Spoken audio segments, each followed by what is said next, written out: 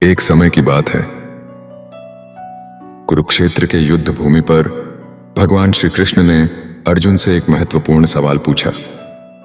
अर्जुन, जो युद्ध की कठिनाइयों और अपने रिश्तों के मोह में उलझा हुआ था, उस समय भगवान श्री कृष्ण से विनती करता है कि वह उसे मार्गदर्शन दें। भगवान श्री कृष्ण ने अर्जुन से पूछा, क्या तुम बता सकते हो कि पिछले जन्म में तुम्हारे किस रिश्तेदार ने तुम्हारे लिए कितना विलाप किया था? अर्जुन ने उत्तर दिया, नहीं केशव, यह मैं कैसे बता सकता हूं? मुझे तो यह तक याद नहीं कि वे कौन थे।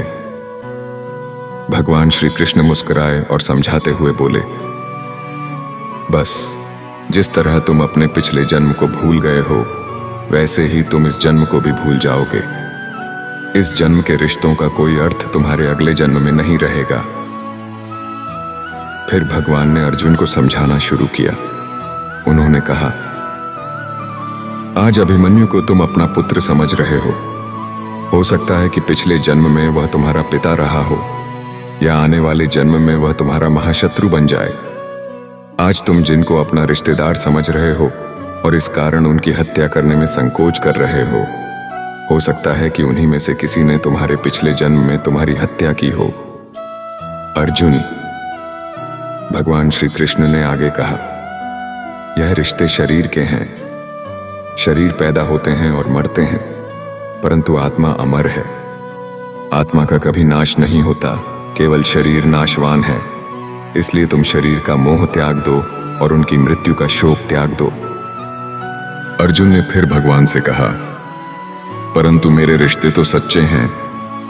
भीष्म मेरे पिता हैं, अभिमन्यु मेरा पुत्र है, भीम मेरा भाई है। ये रिश्ते तो कभी नहीं मर सकते, क्योंकि वे पवित्र हैं। कैसे मैं इन रिश्तों का उल्लंघन कर सकता हूं?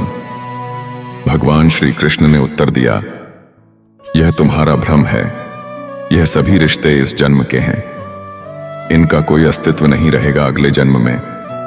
तुम जो अपने पिता महाराज पांडु को मानते हो, वह इस समय जिस रूप में हैं, उस जन्म में वे तुम्हारे पिता नहीं हो सकते।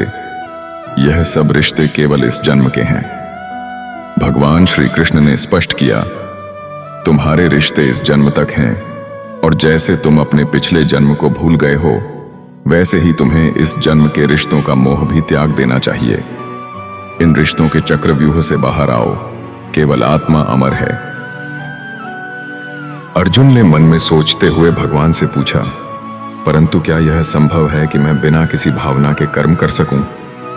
भगवान श्री कृष्ण ने कहा, यह एक सन्यासी की तरह सोचना है। जब तुम रिश्तों और नातों के मोह से मुक्त हो जाओगे, तभी तुम अपने धर्म का पालन सही तरीके से कर सकोगे। अगर तुम कर्म करते हुए किसी भी फल की चिंता नहीं करोगे, तो तुम्हारे मन में शांति होगी। धर्म के लिए कर्म करना ही सबसे महत्वपूर्ण है।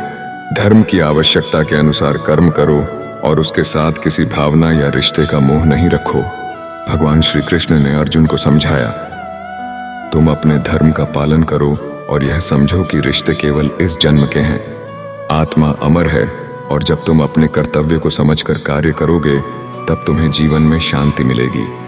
इस प्रकार भगवान श्री कृष्ण ने अर्जुन को बताया कि कर्म का पालन केवल धर्म और कर्तव्य के आधार पर करना चाहिए, न कि किसी रिश्ते या भावना के मोह में फंसा हुआ।